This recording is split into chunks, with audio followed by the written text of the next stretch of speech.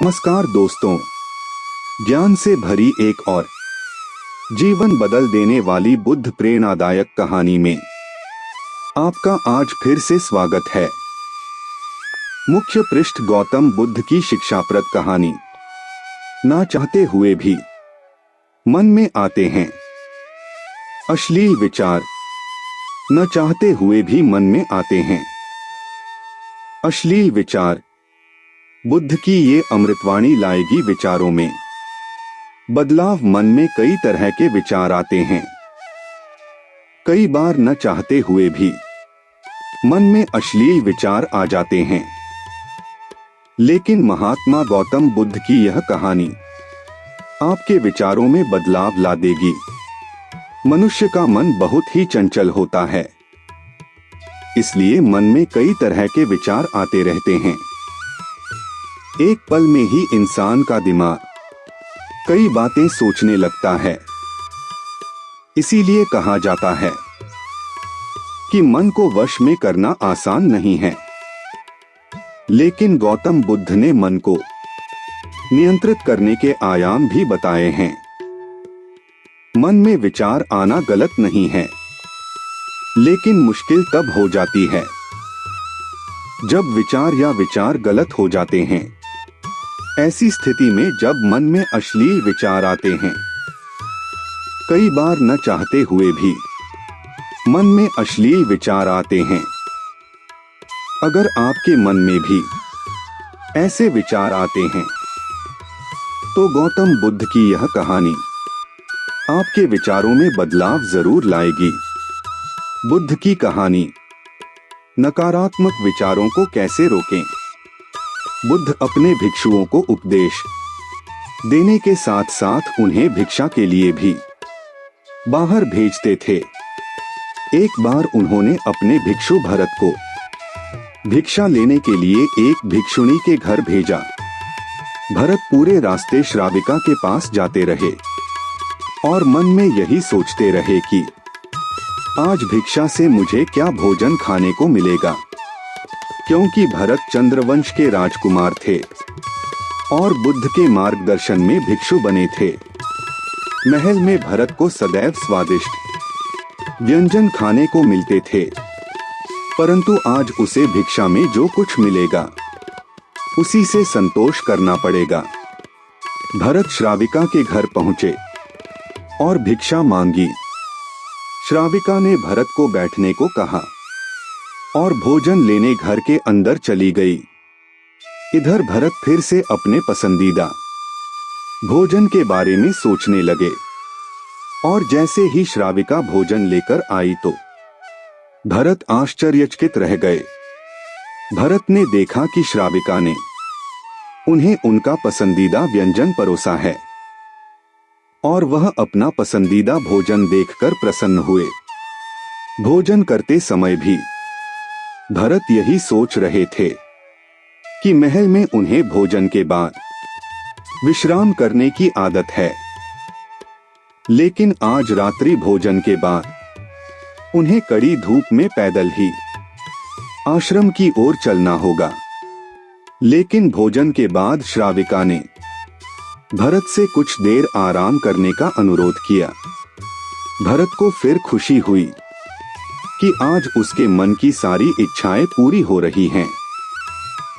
इसके बाद भरत कुछ देर विश्राम करने लगे, लेकिन आराम करते समय भी वह सोचने लगा कि आज दोपहर के भोजन के बाद आराम करने को मिला, लेकिन ऐसा हर दिन नहीं होगा।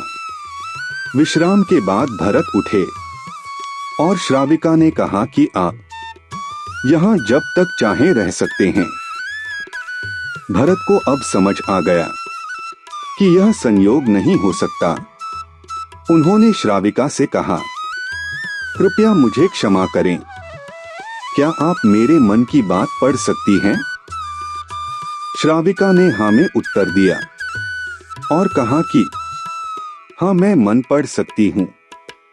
शुरुआत में यह मुश्किल था, लेकिन फिर मैंने अपने विचारों का अवलोकन करना शुरू कर दिया। पहले मेरे विचारों की संख्या असंख्य हुआ करती थी, इसके बाद मैंने अपने विचारों पर ध्यान केंद्रित किया और बिना किसी फायदे नुकसान के अपने विचारों को देखना शुरू किया। इस तरह धीरे धीरे मेरे मन में विचारों की संख्या कम हो गई और सारे बेकार विचार दूर हो गए। तब से मैं दूसरों के मन में चल रहे विचारों को पढ़ सकता हूँ। परंतु श्राविका की बातें सुनकर भरत घबरा गए। इसके बाद भरत ने श्राविका से अनुमति ली और आश्रम की ओर चल पड़े। रास्ते में भी भरत को फिर मन में आए विचार याद आने लगे कि उसके मन में भी श्राविका के प्रति अश्लील विचार आए थे। श्राविका भी उसे जानती होगी, वह मेरे बारे में क्या सोचेगी। भरत को अपने आप पर शर्म आ रही थी। आश्रम पहुंचकर भरत ने गौतम बुद्ध से कहा कि अब वह कभी भिक्षा मांगने नहीं जाएंगे। बुद्ध ने भरत को अपने पास बुलाया और कहा, क्या हुआ है, मुझे अपनी सारी परेशानी बताओ।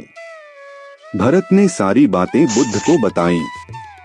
इसके बाद बुद्ध ने कहा, अगले 1 सप्ताह तक तुम उसी श्राविका के घर भिक्षा के लिए जाओगे, लेकिन आपको इस बात का ध्यान रखना होगा कि कल भिक्षा के लिए जाते समय आप अपने मन को पूरी तरह सचेत रखें।